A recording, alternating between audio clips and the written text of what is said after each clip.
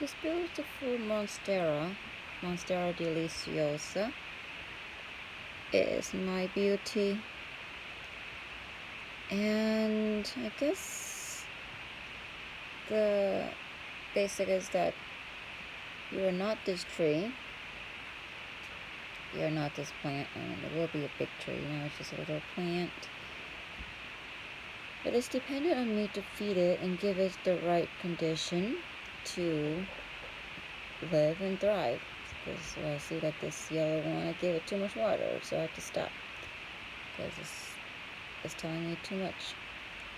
So it has a sensitive needs, and it's dependent because it has been taken from its natural habitat where it can access its own water source and environment. But even there, it's still bound to its environment, just as other plants and kingdom in the plant kingdom are dependent on its environment. And if you remove from this environment, it's dependent on you to feed and take care of it, or it dies. So you're not the plant, you're not this tree that cannot help itself, cannot move, cannot change, cannot feed itself so much as actually going to get the resource. The resource has to be close by, so its root or its stems or leaves can access that oxygen, carbon dioxide, or nutrition in the soil, etc. In the water too.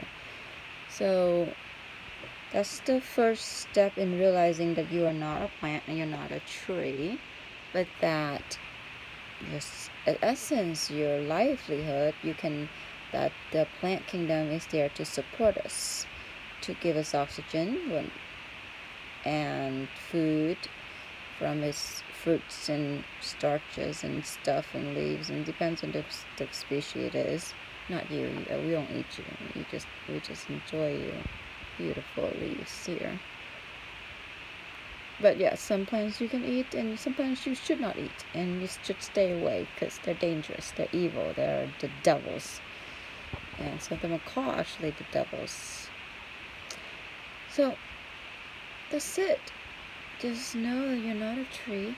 You can move, you can change, and you can go out there and get the resource you need. It might be harder in these times than other times, but it's possible. And if you can't do that, then that must be the extremity that you are given as your karmic or karma lessons to learn. But eventually, if you think about the invisible thing that's in the mind, that people that choose to live in a crowded city or a bad area because of their consciousness brought them there. Because if there are different higher consciousness, they would leave that bad situation, that bad area. They would never venture into that, just as I would never venture into a dirty city area. And in the country, it's beautiful and nature is beautiful. But of course, away from that, there's the desert. You don't want to go there. Why would you? So the same thing is, would you want to put yourself in a situation that is bad? And if you find yourself in a bad situation like that, you can walk. You have 2 legs. Eventually, it will get you away.